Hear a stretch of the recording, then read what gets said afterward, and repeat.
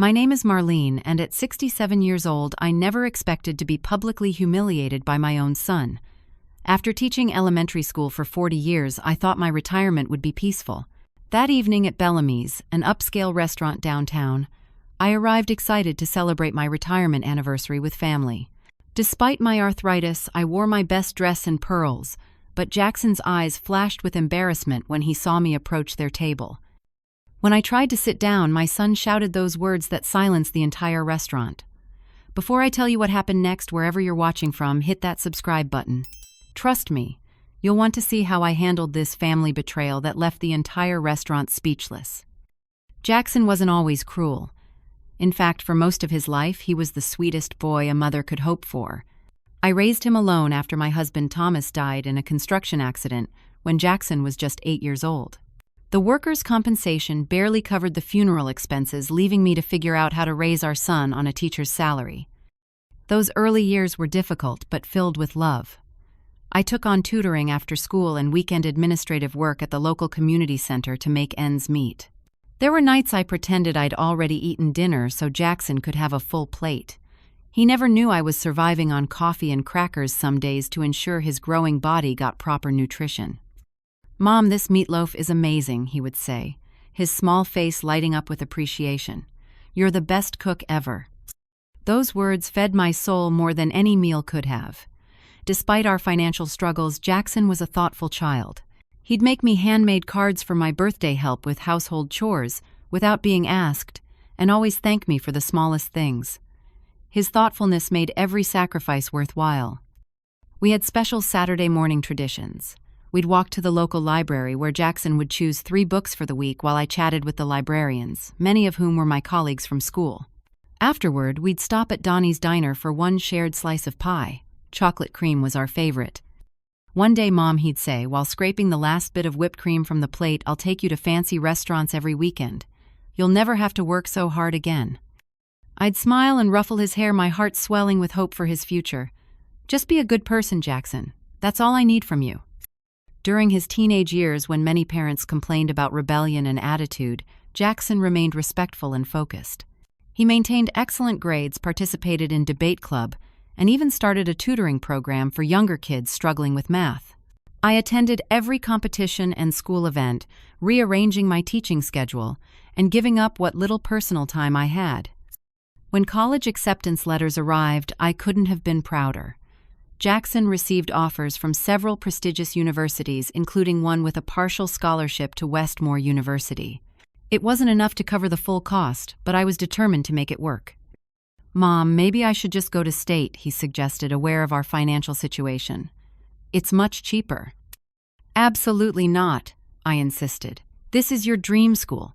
We're making it happen." I remortgaged our small home, withdrew what little savings I had, and took on even more work. For 4 years, I lived on the edge financially so Jackson could have every opportunity. When he graduated with honors in finance, seeing him in that cap and gown made every penny worth it. His career took off quickly. Starting as an analyst at Turner Financial Group, his intelligence and work ethic propelled him upward.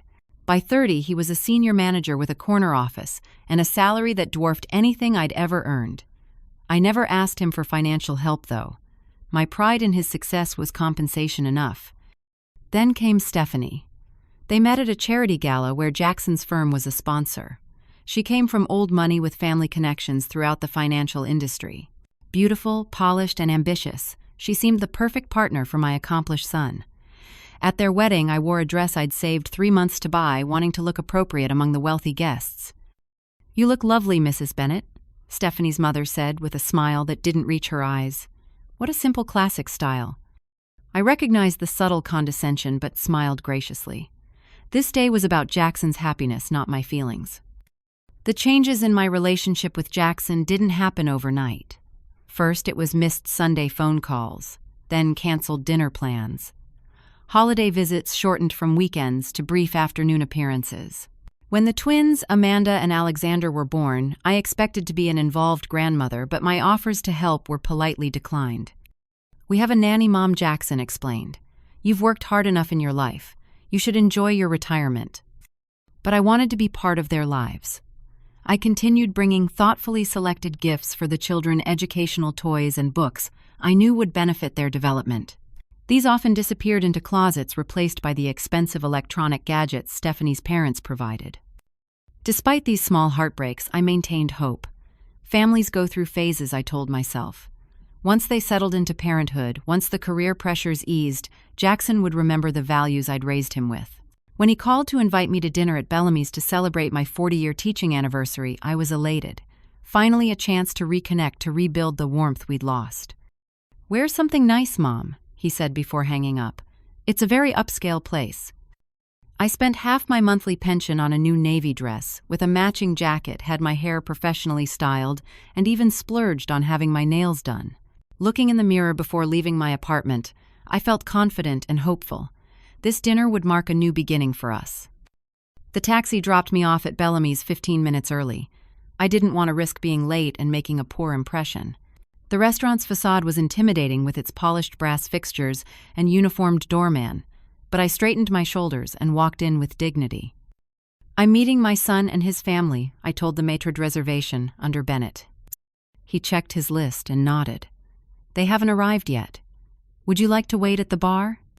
I hesitated, calculating if my budget could accommodate an overpriced drink, but decided it would look awkward to refuse. "Yes, thank you." Perched on a leather bar stool, nursing a glass of house wine that cost more than I usually spent on dinner, I watched the door anxiously. The small gift bags for my grandchildren sat neatly beside me. I'd found beautiful illustrated books about courage and kindness, wrapping them myself with ribbon I'd saved from Christmas. When they finally arrived 20 minutes late with no apology, my heart quickened with anticipation. Jackson looked handsome in his tailored suit, Stephanie, elegant in a designer dress I recognized from magazines. The twins, now 6 years old, were dressed like miniature adults. I stood quickly, almost knocking over my wine in excitement. "Jackson, Stephanie." "Hello, my darlings." I moved toward the children with open arms. Amanda took a small step forward before Stephanie's manicured hand landed on her shoulder, stopping her. Alexander merely stared, as if trying to place who I was. Mother Jackson acknowledged with a stiff nod. No hug, not even a smile. Marlene, Stephanie added with a practiced smile. "That dress is suitable." The chill in their greeting dampened my spirits, but I maintained my enthusiasm. "I've brought something for the children," I said, reaching for the gift bags. "Maybe later," Jackson cut in. "Our table is ready." As we followed the maitre d', I noticed several of Jackson's colleagues already seated in the restaurant. He nodded to them with that confident smile I used to be so proud of, but when one gestured toward me with a questioning look, Jackson quickly averted his eyes. Our table was situated near the center of the dining room, perfectly positioned for Jackson to be seen by important people. The seating arrangement became immediately clear. Jackson and Stephanie sat side by side, facing the room, the twins. Next to Stephanie, and the remaining chair for me, was positioned at the far edge, almost as an afterthought. "The market's been incredible this quarter," Jackson was saying to Stephanie as I settled in, not bothering to include me in the conversation. "Martin's team is projecting 15% growth." I sat quietly, trying to find an opening to join the discussion. When the waiter approached for drink orders, I requested water with lemon, conscious of the prices on the menu. "Mother still doesn't appreciate good wine," Jackson commented to Stephanie with a smirk. "All those years of box wine from the grocery store." The jab stung. We had never had box wine. Even in our leanest years, I'd maintained certain standards, but I let the comment pass, unwilling to create tension. "So, Amanda, Alexander, how is first grade going?" I asked, leaning forward with genuine interest. "They're in advanced placement classes," Stephanie interjected before either child could respond. "Alexander is already reading at a third-grade level, and Amanda's math abilities are extraordinary." "That's wonderful," I said sincerely. "I have some books that might interest them." "They have e-readers," Mother Jackson said dismissively. "Physical books are so outdated." As the evening progressed, I became increasingly aware of being an outsider in this family gathering. When the conversation turned to their upcoming summer vacation to Europe, it was clear I wasn't part of those plans. "Paris in June is divine," Stephanie gushed, "and the villa we've rented in Tuscany has the most gorgeous views." "That sounds lovely," I offered. "I've always wanted to see Paris." An awkward silence fell over the table. Jackson cleared his throat. "It's a family trip, Mother." The message couldn't have been clearer. I wasn't considered family anymore. Throughout the meal, Jackson found subtle ways to criticize me. When I reached for what I thought was my water glass, he sharply noted, "That's the finger bowl, Mother, for cleaning your hands." When I complimented the chef on the delicious food to our waiter, Jackson rolled his eyes. "It's not necessary to comment on everything, Mother. It's what we're paying for." Each correction felt like a paper cut, small but painful, accumulating throughout the evening. The worst moment came when I accidentally dropped my fork, the clatter, seeming unnaturally loud in the elegant space. As I bent with difficulty to retrieve it, my arthritic knee protesting, Stephanie whispered to Jackson just loud enough for me to hear, "Couldn't she have dressed more appropriately? That outfit looks like it came from a thrift store." It hadn't, but the comment pierced my heart. I'd spent so much on that dress believing it was appropriate. Looking around at the other women in the restaurant with their obviously expensive clothing, I suddenly felt shabby and inadequate. The twins occasionally glanced my way with curiosity, but whenever I tried to engage them, one of their parents would interrupt with some reason why they needed to focus on their food, or sit up straighter, or use their napkins properly. By the time dessert menus were presented, I was fighting back tears, maintaining a pleasant expression through sheer willpower. The dinner that I'd anticipated so eagerly had become an exercise in humiliation. It was becoming painfully obvious that Jackson was ashamed of me, of my modest appearance, my simple manners, everything that reflected our less privileged past. "Would anyone like to share the chocolate cake?" I suggested, remembering our old tradition of sharing dessert. "The children don't eat refined sugar," Stephanie said coldly. "And I'm watching my carbs," Jackson added. I nodded and folded my hands in my lap, swallowing the lump in my throat. Of course. What made this treatment particularly painful was that just 3 months earlier, Jackson had called me with an urgent request for financial help. Despite his impressive salary, he explained that he needed $50,000 for an investment opportunity that couldn't wait. "It's a sure thing, Mom," he'd said, his voice taking on that boyish excitement I remembered from his youth. "Property development in an up-and-coming area. I'd get you in on it, but the minimum investment is much higher. I can pay you back in 6 months with interest." I hesitated. $50,000 represented most of my retirement savings funds. I'd carefully set aside for medical emergencies or assisted living if my health deteriorated. "I don't know, Jackson. That's almost everything I have." "Don't you trust me?" he asked, his tone shifting to something harder.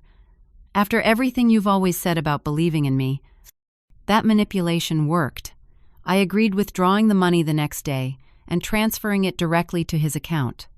There was no formal agreement, just his promise to repay me soon. When the first 6 months passed without repayment, I mentioned it gently during a rare phone call. "Jackson, I was wondering about that investment. Has it matured yet?"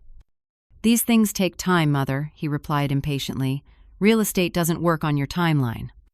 2 more months passed, and my financial situation grew concerning. My arthritis had worsened considerably, requiring expensive medication that my insurance only partially covered. The heating bill for my small apartment had increased, and inflation was making even basic groceries a challenge. I called Jackson again, explaining my medical needs. The new treatment would help tremendously with the pain, but it's $400 a month out of pocket. "Have you tried generic options?" he asked distractedly. I could hear him typing on a keyboard as we spoke. "The specialist recommends this specific one," I explained. "Jackson, about the money I lent you." "I can't talk about this right now," he interrupted. "I'm heading into a meeting. We'll discuss it at dinner next week." That was the dinner invitation that had given me such hope. I'd planned to bring up the loan again, believing that face-to-face my son would remember his obligation to the mother who had sacrificed everything for him. At Bellamy's watching, Jackson ordered a $90 bottle of wine. While knowing my cupboards at home were nearly bare, I gathered my courage during a lull in conversation. "Jackson," I began quietly, "I wanted to ask about the investment we discussed. I'm having some difficulty with my medical expenses." His expression darkened immediately. "This isn't the time or place, Mother." "I understand, but my arthritis treatment." "Everyone has aches and pains at your age. Stephanie cut in with a dismissive wave. My mother swears by turmeric supplements, and they're very affordable. Jackson nodded in agreement. You're always exaggerating your health issues, Mother. Remember when you claimed you needed a knee replacement but then it miraculously got better? It hadn't miraculously improved. I'd been on a waiting list for treatment through a community health program, enduring excruciating pain for months before receiving help. I'd never told Jackson about this program, not wanting him to know I needed charity. The doctor says I might need surgery eventually. I persisted, trying to make them understand the seriousness of my condition. There you go again, being dramatic. Jackson sighed, exchanging a knowing look with Stephanie. This is why we don't involve you in more family activities. You always bring everything down with your problems. Stephanie nodded sympathetically at her husband. Jackson was just saying the other day that it's important to cut financial ties that drain resources from our nuclear family. We're focusing on the twins' future now. The casual cruelty of their dismissal left me speechless. Had my son actually described me as a financial drain after everything I'd given up for his future? Memories flooded back of a conversation with my friend Nancy 6 months earlier. We'd met for coffee at our usual diner, a far cry from places like Bellamy's. Marlene, I don't like how Jackson treats you, she'd said bluntly. He takes and takes but never gives back, not even basic respect. He's just busy, I'd defended him.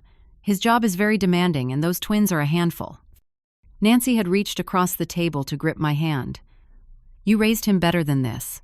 He's become someone else entirely, and I think that Stephanie has a lot to do with it. I'd pulled my hand away, unwilling to hear criticism of my son. You don't understand our relationship.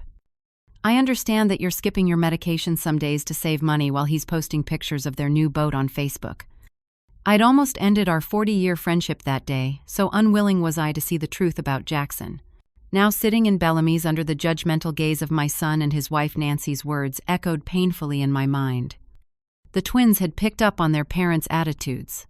Earlier in the evening, when I offered to help Amanda cut her chicken, she'd pulled away as if my touch might contaminate her. Grandma's hands are all twisted and bumpy, she'd whispered to her brother just loudly enough for me to hear. Alexander had nodded solemnly.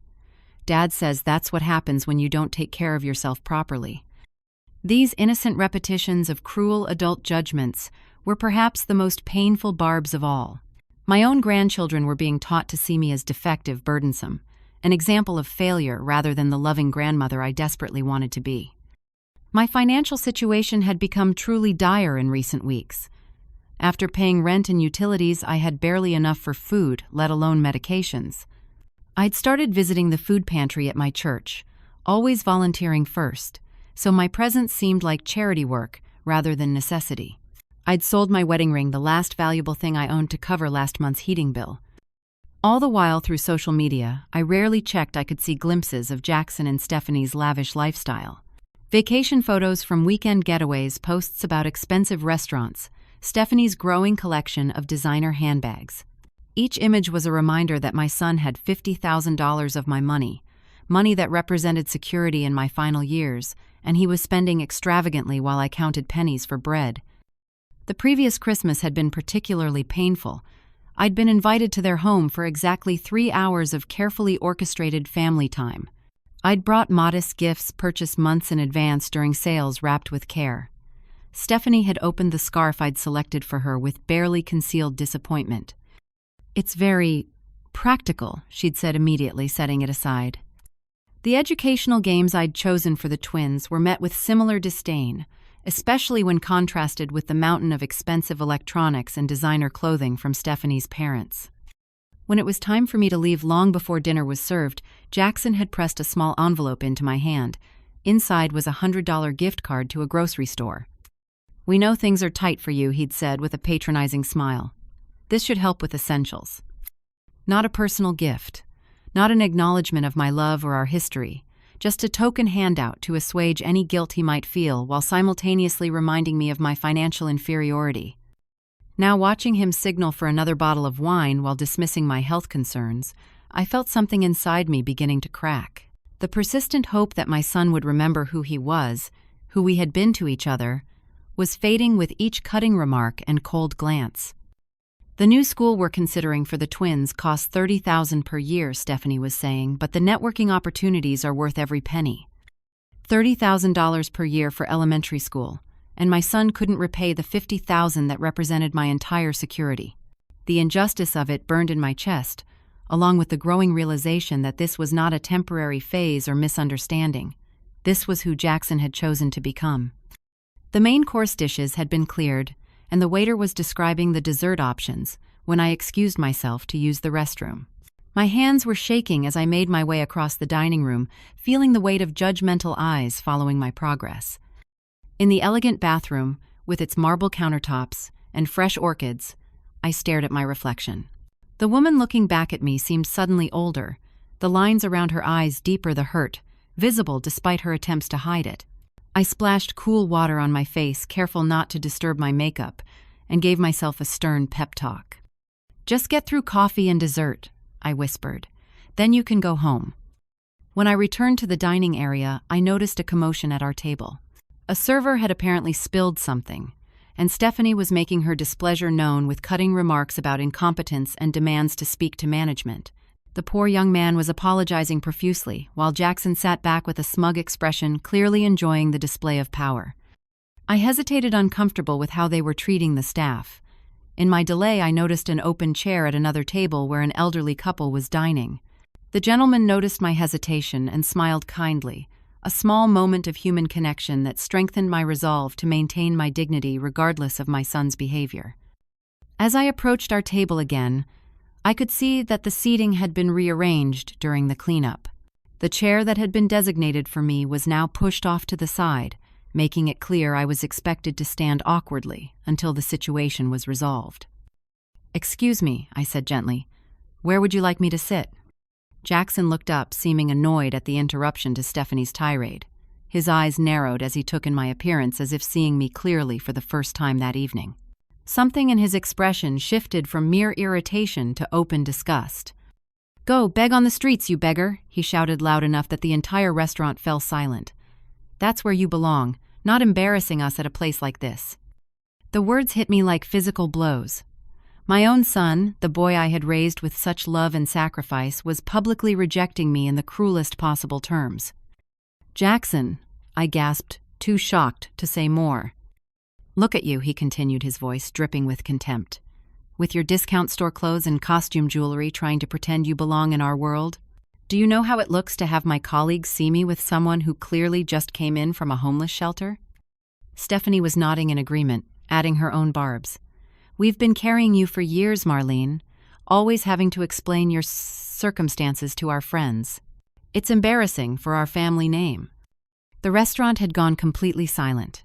Waiters stood frozen with trays, diners paused with forks midair, all watching the public humiliation of an elderly woman by her own son. "I don't understand." I managed to say, my voice small and broken. "I just wanted to celebrate my teaching anniversary with my family." "Family?" Jackson laughed harshly. "You think throwing away money on teaching makes you special? You're nothing but a burden. Always needing something, always wanting to insert yourself into our lives, with your pathetic little gifts and outdated values." The twins were watching with wide, frightened eyes. Amanda looked confused, while Alexander seemed to be studying his father's behavior with uncomfortable attention, perhaps learning how to treat those deemed inferior. "The money I loaned you," I whispered, tears now streaming down my face despite my best efforts to contain them. "Your education, everything I sacrificed." "Oh, here we go." Jackson threw his napkin on the table. The martyr routine. Poor Marlene gave up everything for her precious son. Well, no one asked you to, and that money wasn't a loan. It was your obligation after all. I've done for you by even keeping you in our lives. My hands were shaking uncontrollably now. The room seemed to be spinning slightly, faces blurring around me as the full weight of my son's betrayal crashed down. This wasn't just about money or social status. This was a complete rejection of our shared history, a rewriting of our relationship where my love and sacrifice were transformed into burdens and obligations. I felt physically ill, my chest constricting painfully, as if my heart was literally breaking. Decades of memories flashed through my mind. Jackson's first steps, his graduation, the countless nights I'd gone hungry so he could eat well, the 3 jobs I'd worked to pay for his education, the unwavering belief I'd had in his goodness. All of it meaningless to him now. A glass of water appeared before me, held by a concerned waiter who had approached without my noticing. "Ma'am, are you all right?" he asked quietly, his eyes kind in a way my son's no longer were. From nearby tables I could hear murmurs of disapproval directed at Jackson. An older gentleman at the next table had half risen from his seat, looking ready to intervene. His wife was watching me with undisguised sympathy. "Imagine speaking to your mother that way," someone whispered loudly enough to be heard. "Disgraceful behavior," added another voice. These strangers, showing more concern for my dignity than my own child, was the final straw.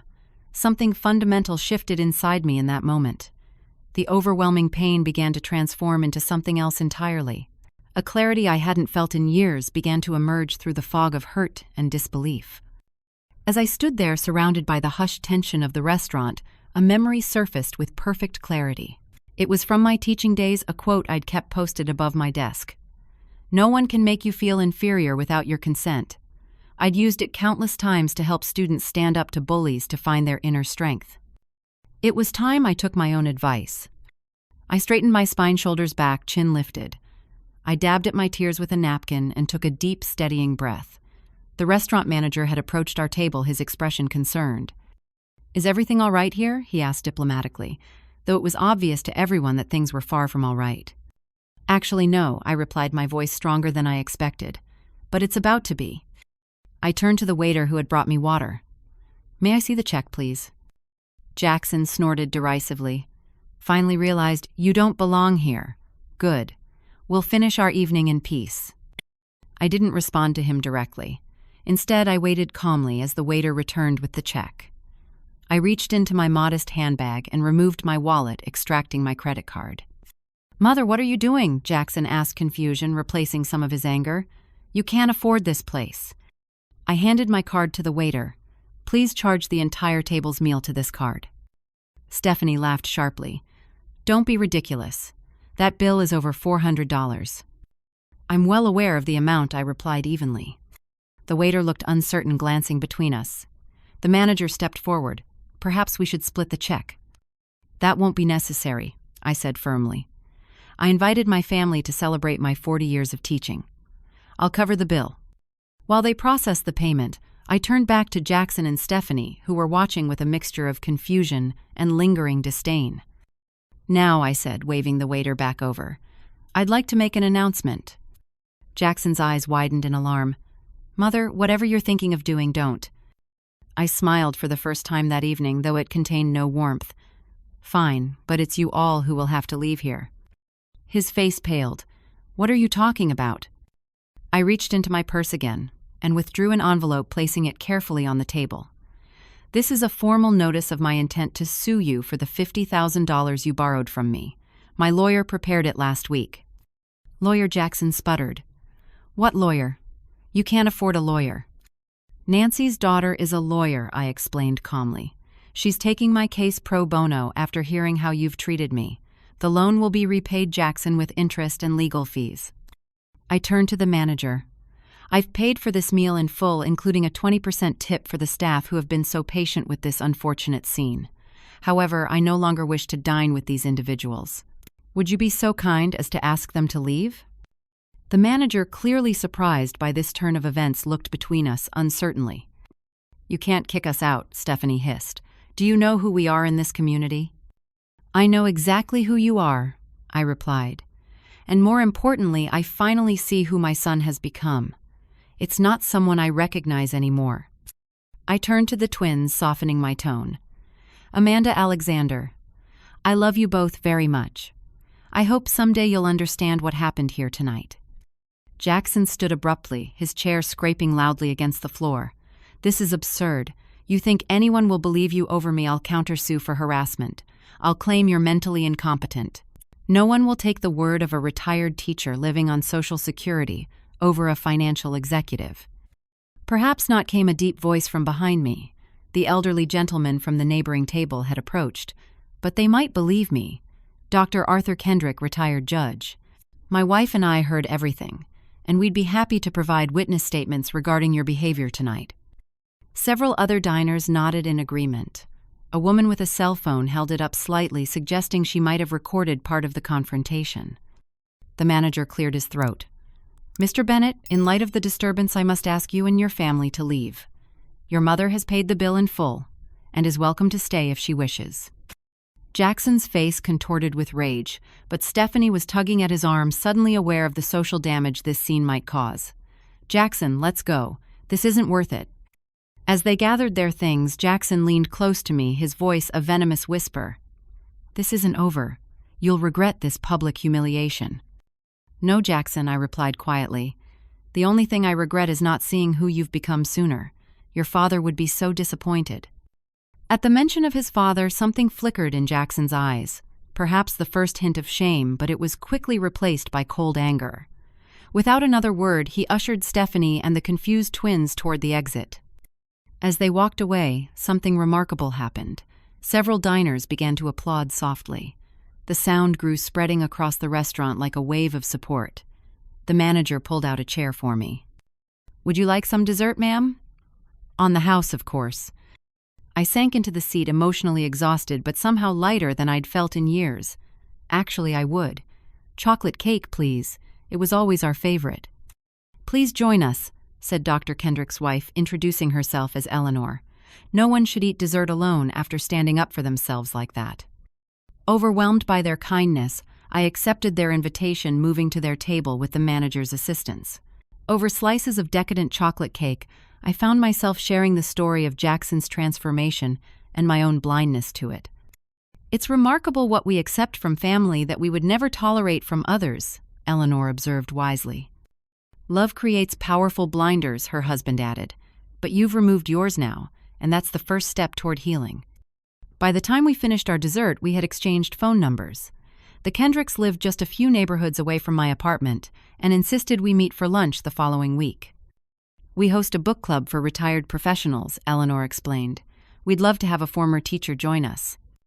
This simple invitation, this acknowledgement of my professional value and personal worth, brought fresh tears to my eyes. These strangers had shown me more respect in 1 hour than my son had in years. The next morning, I called Nancy and told her everything that had happened at Bellamy's. Unlike me, she had never been blinded by maternal love when it came to Jackson's behavior. "It's about time," she said firmly. "I'm proud of you, Marlene. Now let's talk about next steps." Those next steps began with a visit to her daughter Jennifer's law office. As a specialist in elder law, Jennifer was unfortunately familiar with cases like mine. "Financial abuse of parents is far more common than most people realize," she explained, reviewing my documents. "The good news is that we have text messages where Jackson explicitly calls it a loan and bank records showing the transfer. We have a solid case." She helped me file for a court order to freeze a portion of Jackson's assets pending resolution of the case. Given his income and property holdings, $50,000 is a relatively small amount for him. Most cases like this settle quickly once the abuser realizes you're serious about pursuing legal action. True to Jennifer's prediction, Jackson's lawyer contacted us within days of receiving the court order. The tone was dramatically different from Jackson's previous dismissals. "My client is prepared to repay the full amount, with standard interest," the attorney offered. "He would prefer to resolve this matter privately." "We'll need the legal fees covered as well," Jennifer countered firmly, and a formal acknowledgement that this was a loan, not a gift. While the legal proceedings moved forward, I focused on rebuilding my life financially and emotionally. Nancy helped me research assistance programs I'd previously been too proud to consider.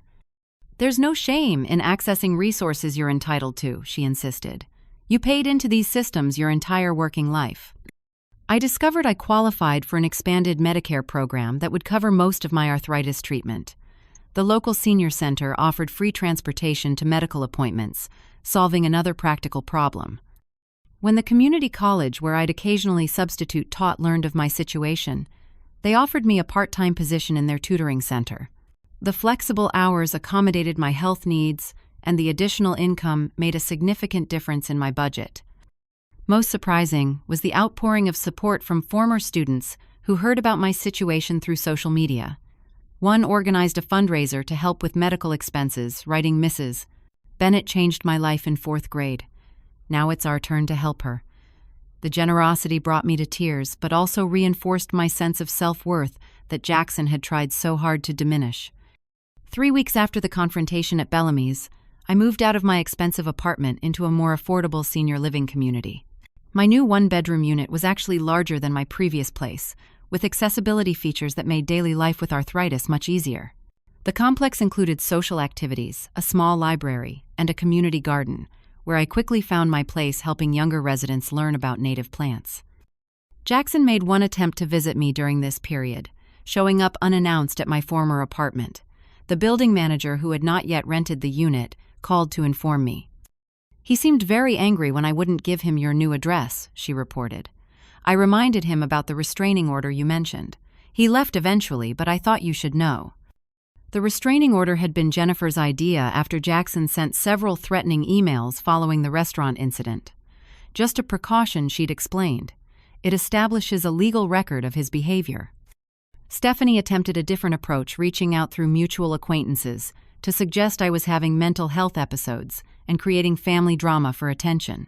These attempts to discredit me might have worked in the past when I was isolated and dependent on their narrative. But now, surrounded by new friends and supporters who knew my character, these accusations fell flat. The court date for our case approached, but as Jennifer had predicted, Jackson's team pushed for settlement as the evidence mounted against him. The final agreement included full repayment of the loan with interest coverage of my legal fees and a non-disparagement clause preventing him from speaking negatively about me to family members, including my grandchildren. "It's a complete victory, legally speaking," Jennifer told me when the paperwork was finalized. "How does it feel?" I considered her question carefully. "Bittersweet," I admitted. "I've won back my financial security but lost my son in the process. Though in truth, I think I lost him years ago and just couldn't see it." The repaid money, carefully managed with financial advice from Dr. Kendrick and invested conservatively, provided the security I'd feared was gone forever. I would never be wealthy by Jackson's standards, but I now had enough for my needs and modest comforts with a small emergency fund for unexpected expenses. My first completely independent holiday season approached 6 months after the restaurant confrontation. There had been no contact from Jackson or Stephanie, though I'd sent modest gifts to the twins through Jennifer exercising my legal right to maintain contact with my grandchildren. "Are you sure you don't want to join us for Christmas dinner?" Nancy asked during one of our weekly coffee dates. "Martin and I would love to have you, and the grandkids always enjoy your cookie recipes." "Thank you, but I'm hosting a small gathering myself," I told her. Several residents from my building who also had no family nearby had decided to create our own celebration. "But I'll come for New Year's, I promise." That Christmas Eve, as I prepared appetizers for our community room gathering, I realized I felt something unexpected: peace. Not the desperate hope that had characterized previous holidays when I'd prayed for genuine inclusion in Jackson's family. Not the painful longing for the past. Just a quiet acceptance of my present reality and appreciation for the new connections I'd formed. When my doorbell rang, I assumed it was my neighbor Caroline who had offered to help with the cooking. Instead, I opened the door to find Amanda and Alexander standing nervously in the hallway, accompanied by a young woman I didn't recognize. "Grandma," Amanda said hesitantly, "Dad doesn't know we're here." 1 year after the confrontation at Bellamy's restaurant, my life had transformed in ways I never could have imagined.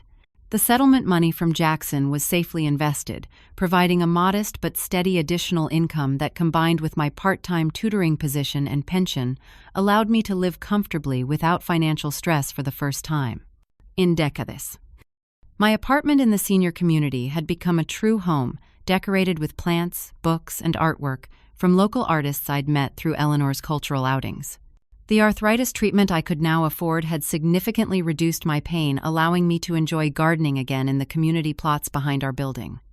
The twins, Amanda and Alexander, now 7, visited monthly under the supervision of their nanny Maria, who had secretly facilitated their Christmas Eve visit. She had been with the family since their birth and had always been troubled by how Jackson and Stephanie treated me. "The children ask about you all the time," she had confided during that first visit. "I know I could lose my job for bringing them here, but they deserve to know their grandmother." Those visits became precious opportunities to build relationships with my grandchildren, free from their parents' negative influence. We baked cookies, read books, and planted sunflowers in the garden. I never spoke ill of Jackson or Stephanie, understanding that whatever their flaws they were, still the children's parents. "Why doesn't Daddy want us to see you?" Alexander had asked during their third visit. I had chosen my words carefully. Sometimes grown-ups have complicated feelings about each other, but that has nothing to do with how much I love you or how much your parents love you. My relationship with Jackson remained severed. He had fulfilled the legal requirements of our settlement, but made no attempts at reconciliation. Through Maria, I learned he had been passed over for a promotion after rumors of the restaurant incident circulated among his colleagues. Stephanie had responded by becoming even more aggressively status-conscious, joining additional charity boards and social clubs to maintain their position. "They never talk about you at home," Maria reported. "It's like you don't exist. But I make sure to keep the photos you send in the children's rooms."